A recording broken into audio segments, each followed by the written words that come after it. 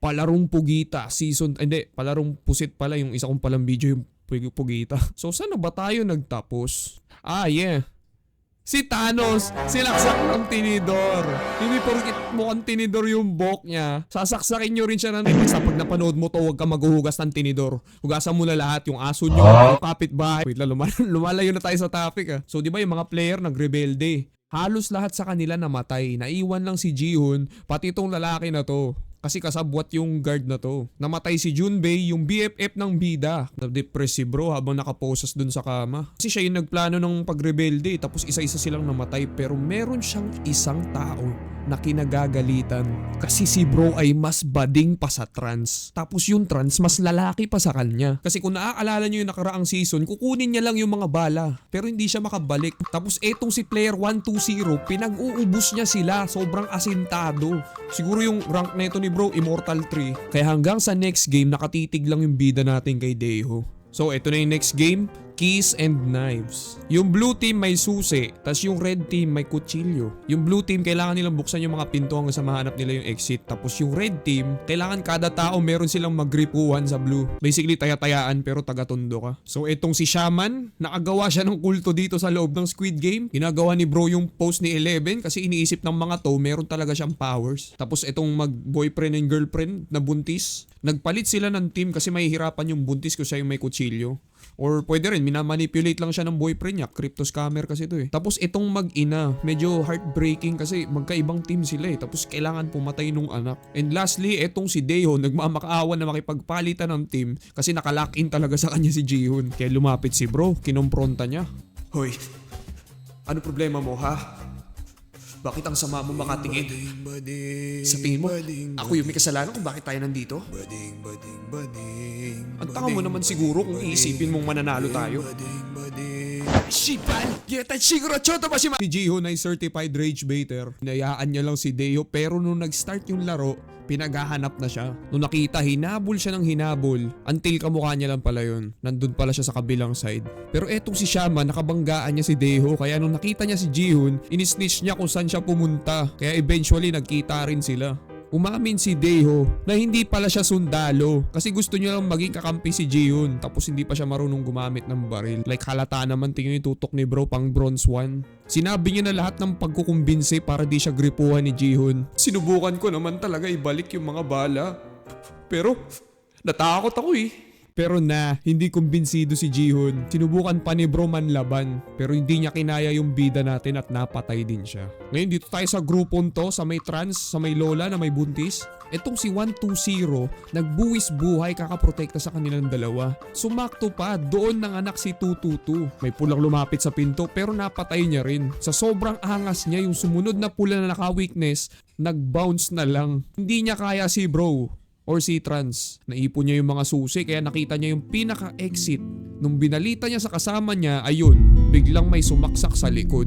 Si Baby Daddy 333. Grabe nakakalungkot tong part na to. Panigurado yung mga homophobic na lungkot din kasi ang cool ng karakter na to Sobrang asintado masyado Kaya rest in peace. Yan, tabi kayo ni Thanos. Nakakalungkot tong episode na to. Pero hindi pa tapos, mas may nakakalungkot pa dito. Lalabas na sana sila sa exit pero biglang pumasok yung anak na kulot. Wala siyang napatay na tao kaya yung target niya si Junhee yung nanganak. Nung sasaksakin niya na sana, bigla din siyang nakatanggap ng saksak sa likod. Ang masakit pa doon galing pa sa sarili niyang nanay. Sinaksak siya gamit yung pang-ipit niya sa buhok. Nakakalungkot. Abutan niyo ako ng tabo. Pero okay lang, at least itong si Shaman namatay. Naurat ako dito So ayun, nung nakalabas na sila, oras na para mag-clean up. And it turns out, hindi sila mga guards, kundi isa sila sa mga VIP. May thrill daw kasi pag sila yung pumapatay Tapos yung mga scene nila dito, ang weird. Puro tungkol sa yaman nila yung pinag-uusapan. Yung mga rich people shit, di ako makarelate dyan, hindi ako rich. Tapos pinagtitripan nila yung nanay na nagmamakaawa na wag na ituloy yung laro. Pero majority sa kanila gusto pa ding magpatuloy. Nalungkot si nanay, binigay niya yung natitira niyang pagkain kay Junhee. Tapos nakiusap siya kay Ji-hoon na protektahan si Junhee kasi last day niya na pala yun. Dahil nung paggising nila, nakita nila si nanay na nakabigti. Like, Bakit nyo ba gustong i-recap ko to? Milkshake Squid Game Season 3. 6 months ko na to hindi sinundan kasi nga nakaka-depress. Hindi pa ba kayo nakakaramdam dito sa video ko na to? By the way, sa mga nanonood dyan sa FB, panoorin nyo to sa YouTube ko. Pero mas lalala pa. Kasi pumayag na si Jihoon na protektahan yung mag-ina, pero medyo mahirap kasi napilay si Junhee kanina. Tapos yung game, jumping rope. Ulitin ko pilay. Paglalaruin mo ng jumping rope. Bruh. Binitbit ni Jihoon yung baby after nitong addict na to na nahulog.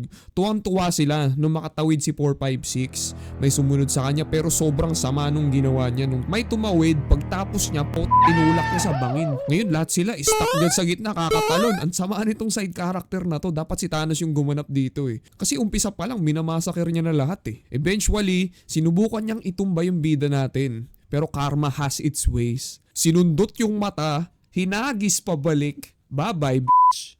Tumalon sila dyan. Mga over 2 minutes na. Ang dami nilang nahulog. Inoferan si Junhee ni Baby Daddy 333. Pero tinanggihan niya kahit si Jihoon. Nakiusap na lang siya na protektahan yung bata. Tapos nagpahulog na lang papunta sa ilalim. Damn. Ngayon sumunod na yung game. Nakakain na sila. Pero hindi sila binigyan ng kutsilyo, hindi yung tulad nung last time.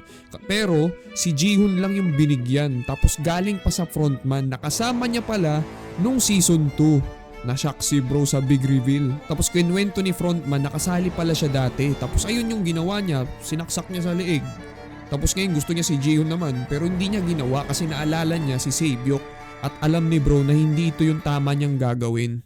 Kahit sinaksak niya kanina si Deo. Kaya naging emotional si frontman kasi yung bida natin built different, ayaw niya nang pumatay. Pero bago yung final na game, balik tayo dito sa barko situation. Nahanap ni Korean Joshua Garcia tong bahay ni Captain. Tapos nalaman niya na impostor pala siya. Pero eventually umamin din naman Tapos napatay din ni detective na MMDA. Tapos ngayon pirata na. Kakahanap nung ng isla na parang One Piece kasi buong 2 season hindi niya mahanap Except sa dulo mamaya. Pero dito muna tayo. Sa final game ng palabas na pinamagatang Sky Squid Game. Basta sa kada shape, kailangan nilang pindutin tong button tapos kailangan nilang pagtulak ng isa or 2 tao para makapunta na sila sa kabilang shape. So parang 8 na lang yata silang natitira.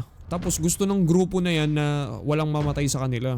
Kaya inuna nila tong si Minsu na by the way naging drug addict kasi nakuha niya yung droga ni Thanos. Tapos kanina niya pag ginagamit sa laro. Kaya habang tumatagal nakakakita na siya ng mga wala naman dyan. Tulad ni Thanos. At least buhay pa siya sa utak niya, di ba? Sinubukan niyang pagsisipain pero in reality, yung hangin lang yung sinisipa niya. Tapos maya biglang pinulot ni Baby Daddy 333 yung tubo. Tapos yun yung ginamit niya pantulak kay Mingsu. So ayun, pwede na silang lumipat. Ngayon yung target naman nila yung baby kasi ginawa siyang player ng mga VIP Kaya inisip nila easy win to. Pero si Jihoon gumawa siya ng promise kaya pinoprotektahan niya yung bata. Subukan niyang manipulahin tong may tubo kaya nag-away yung magkakagrupo. Nung itutulak na sana siya, bigla niyang nilabas yung kutsilyo tapos tinrete niya yung lalaki. Tapos itong si Baby Daddy nakakuha na naman ng opportunity, tinulak niya yung lalaki. I-reveal din ni 333 na siya yung ama ng bata. Nagkampihan sila ni Jihoon kaya yung magkakagrupo na to, kumuha sila ng sacrifice. Pero hindi pumayag si Jihoon kaya nagkaroon sila ng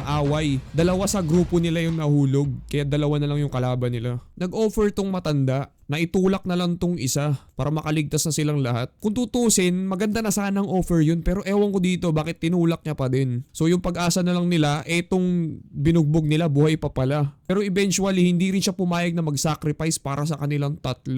Nagpahulog siya dun sa bangin. Kaya wala silang choice, 3 na lang sila. Kailangan may 1 or 2 mahulog dyan para may makasurvive. Kaya ending, nag-away tong Baby Daddy pati yung bida natin. Parehas silang nahulog. Joke lang, nakakapit pa rin sila. Pero eventually yung Baby Daddy yung nauna. Pero ang problema, hindi niya pa napipindot yung button. So, shit. Kailangan may isang mamatay sa kanila. Hindi naniniwala si frontman na magsasacrifice si Jihoon. Pero diyan kayo nagkakamali. Nagbigay muna siya ng speech. Hindi kami mga kabayo.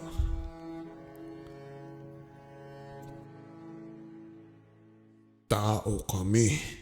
And ayun, nagpahulog na ang ating bida. Medyo unexpected kasi si Jihoon nung umpisa kasi medyo may pagka-selfish siya.